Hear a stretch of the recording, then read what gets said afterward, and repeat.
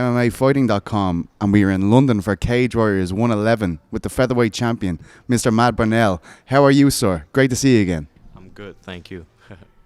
It feels like you've picked up so much momentum with Cage Warriors. You've looked unbelievable since you came back underneath the Cage Warriors ranks. A lot of people felt as though you shouldn't have been cut from the UFC when you were as well.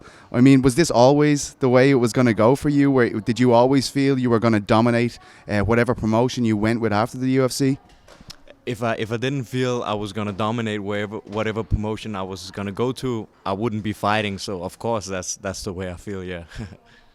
This one with Aimable, he might not have as big a name as Dean Truman in the UK, but he's looked fantastic as well. He's very dominant, top-heavy wrestler.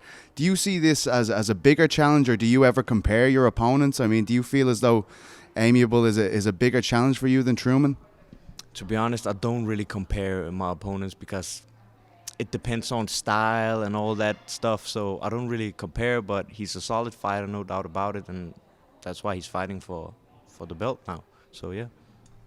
I gotta say, so many people from the Nordic regions were pretty certain that you would be put on the UFC Copenhagen card. And as I said, your performances since the UFC have been absolutely unbelievable. So, I mean, did it surprise you? I mean, were you waiting by the phone going, where's my phone call, guys? Because, of course, we know Nicholas Dalby was signed, Marco Madsen.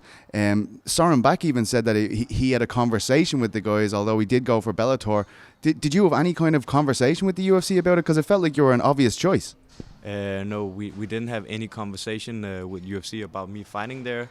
My manager talked to him a little bit, but we didn't get so much response. And yeah, like I told you before the cameras were rolling, I would lie if I said that I wasn't a little sad that I wasn't on the card. But hey, it is what it is, and UFC probably had their reasons. So yeah.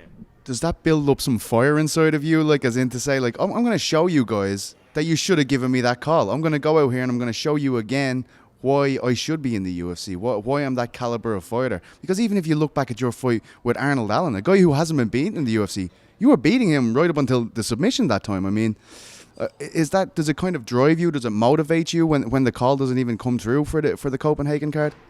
Yes and no. Like, it motivates me, but I try not to go down that path and think like, oh, why didn't they choose me? Because there's a lot of guys that will probably think like that, right? So I just try to like stay positive and keep evolving as a fighter and just stay in my lane, fight, perform, and if I keep doing that, yeah, I think they'll come.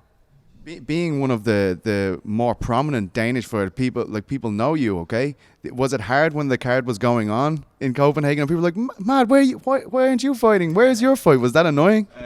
It was pretty annoying, to be honest. And actually, we had one of our amateurs fighting in England that same date that the Copenhagen card was there, and because I was like, oh man, why am I not on that card, and blah blah blah, I just couldn't watch it, so I went with our amateur fighter to England and yeah, helped him out.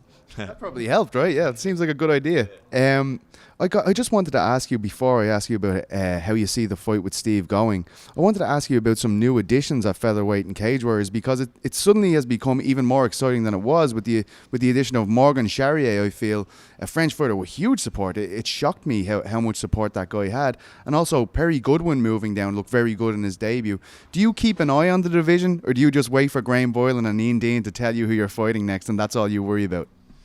I kind of keep an eye on the division, and I kind of don't, because of course I know who the guys are and they're very good and like solid fighters, but I just try to focus on myself and what I can do to improve and get out there. You know, that's what I can only like how do you say it? I can only control myself, so I don't have time to worry about others. Yeah. When people are thinking about this match, Steve has showcased this really heavy wrestling game that he has. He has great top control, but you are a fantastic submission artist. I mean, if this guy keeps on trying to take you down, is he playing into your hands to some extent? I mean, do you feel as though that will work for you?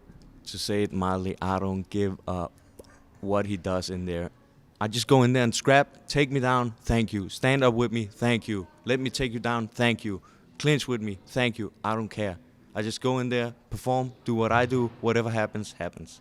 That's it.